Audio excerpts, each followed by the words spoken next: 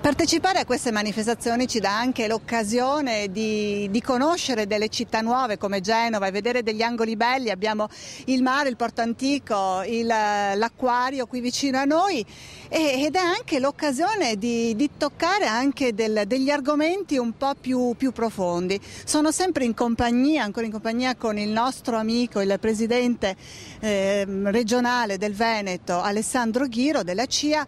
E io vorrei cogliere con lei questa occasione di fare un po' un'analisi di quello che è l'andamento dell'agricoltura nel Veneto. Il piano di sviluppo rurale, insomma, che da tempo è stato messo in moto, comincia a produrre i primi risultati. Sì, proprio in questo periodo noi abbiamo i risultati, chiamiamoli così, del primo bando, quindi possiamo vedere come gli agricoltori hanno recepito questo strumento che è importante. Dobbiamo dire che qualche sorpresa c'è. Alcune misure per i giovani, per esempio, sostanzialmente è stato colto l'obiettivo, bisogna incrementarlo. Altre misure, in particolare quelle agroambientali, sono proprio una debacle. Alle previsioni non sono seguite l'interesse degli agricoltori, vuol dire che le previsioni erano sbagliate.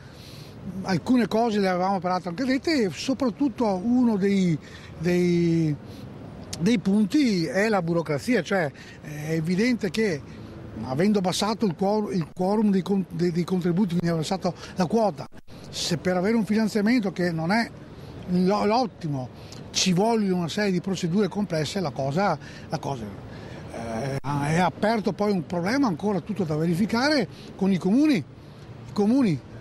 Purtroppo da molti anni sono nella fase di applicare i nuovi strumenti urbanistici, non partono e noi senza questi strumenti urbanistici in molti casi non possiamo presentare la domanda. Ecco, anche perché una delle richieste contenute nel piano di sviluppo rurale era anche quello dell'adeguamento delle infrastrutture, quindi la necessità di avere le istituzioni, gli enti amministrativi. Il consiglio che posso dare agli amministratori, il nuovo assessore, è di avere un attimo di calma, di trovarci con calma attorno alla tavola, guardarci negli occhi, capire bene e ognuno dirà ciò che ha recepito in questa prima fase e fare ciò che il precedente assessore non ha fatto, cioè mettere attorno a un tavolo l'assessore alla formazione, se stesso come assessore al turismo, l'assessore che segue la bonifica, perché o si trovano delle sinergie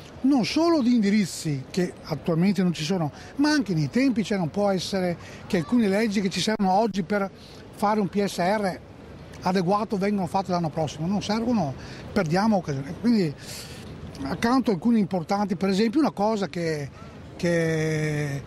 è andato oltre ogni aspettativa, non la nostra perché siamo stati noi a proporre quello, è la filiera corta, cioè ci sono state domande 3 volte 4 quello che era previsto. Con che occhi allora quindi guardiamo a questo futuro immediato? L'agricoltore si deve sentire tranquillo, insomma si sta lavorando? L'agricoltore, come tu, cioè io la cosa che posso vedere è che gli agricoltori, i commercianti, gli artigiani, i trasformatori, tutti devono trovare un loro modo di essere in questa nostra Veneto Italia.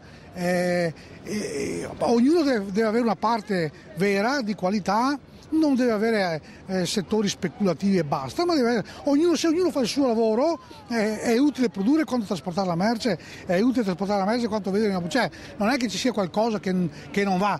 Un agricoltore venderlo lui direttamente o vendere a un commerciante purché gli dia il giusto, lui non è. Quindi anche in questo caso il gioco di squadra dove ognuno svolge a dovere il proprio compito risulta la carta e la soluzione vincente. Regole precise, difesa della salute, trasparenza e via il parassitismo di tutti i tipi, compreso quello delle pratiche burocratiche. Se noi ragioniamo con il nostro sistema questi elementi, insomma un poker giusto per dare soluzione, anzi per dare fiducia, ritornare a dare fiducia al consumatore. Senza il bluff, senza il baro. Bene, Presidente, grazie per questa analisi e Verde Nord-Est continua.